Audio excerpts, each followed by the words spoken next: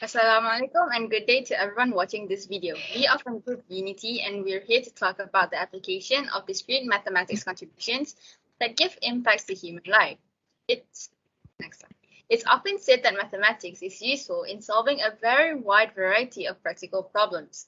As time goes on, more and more mathematics that is done in both academic and in industry is both discrete.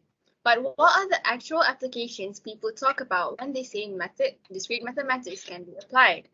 What problems are being solved? As for this group assignment, we have concluded the applications of Google Maps with the topic of graph theory under discrete mathematics.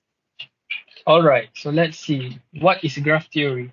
Graph theory is the study of graphs, which are mathematical structures used to model pairwise relations between objects. Graphs is made up of vertices, also called nodes or points, which are connected by edges, also called links or lines. It might sound complicated, but we have already seen graph representation in our daily life. For example, file structure, organization hierarchy, or Google Maps.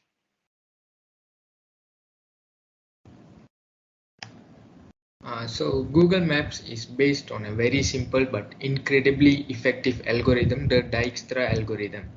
It takes its name from its inventor Edgar Dijkstra, one of the pioneering founders of modern computing, a work destined to change history. It was a morning in 1956 and Dijkstra, who at the time worked as a programmer at the Centrum Wiskunde Informatica in Amsterdam, was walking with his girlfriend to do some shopping. When they got tired of walking, they sat at a coffee shop. The Dutch scientist had an illumination in just 20 minutes in front of a cup of coffee. He designed the algorithm that would make him enter the history of computer science. Now I pass to Najwan. Okay, to understand how it works, we need to introduce the concept of a graph. A graph, like the one represented in the figure, is a structure formed by nodes represented by dots and arcs, which are lines that connected the nodes. Although simple, this model can be used to describe many different problems. For example, nodes can represent people and arcs connect those who know each other.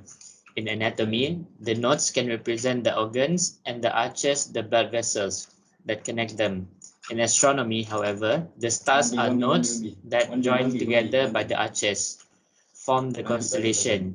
In our case, instead, the arches represent the roads, while the nodes are the intersections. This is all the points where it is possible to choose which road to take.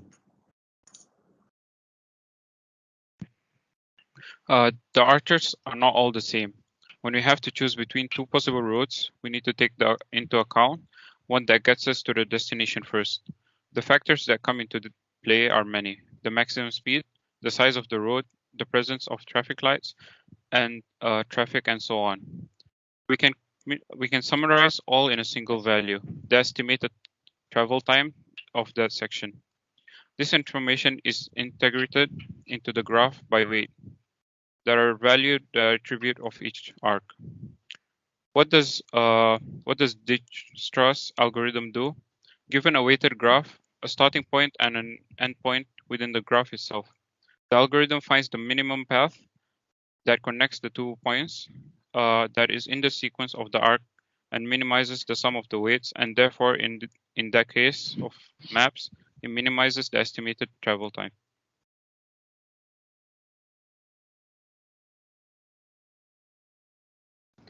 Okay, a closer look to work properly.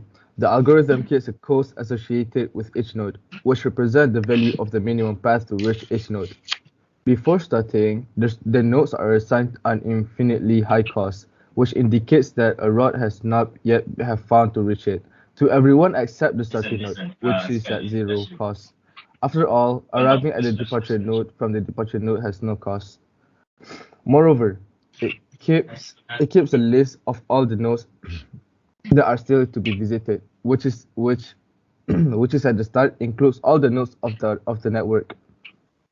The algorithm always repeats the same steps. First, it extracts the node with the lowest cost from the list of nodes to visit for each node not yet visited on the network reachable from the assignment node. The algorithm evaluates how much it costs to reach this node. If the cost is lower, then it is updated. Otherwise, it is left unchanged, since there is more convenient way. The node just exim mine is marked as visited and start again, until the node to be visited is not the destination. As Sharon has mentioned just now, the Dijkstra's algorithm always finds the fastest route. It has been shown mathematically that Dijkstra's always find the shortest path, as there is always one possible route.